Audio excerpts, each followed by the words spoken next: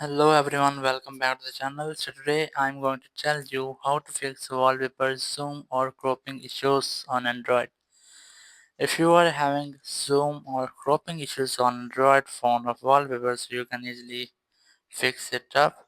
So for this, you just have to open albums and select the photo which you want to set as your phone wallpaper.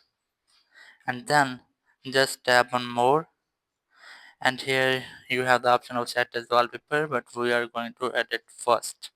Tap on edit, and here tap on framing, and now restore it, and here you have to select this type version, and now you can see the photo has been cropped. Now tap on done, and then tap on save, and here tap on more, and then set as wallpaper. And now you have to crop this image, as I'm going to crop this like this. So now tap on done. So you can see I have successfully set my wallpaper without any cropping issue. Thank you very much for watching the video. Until next video, bye bye.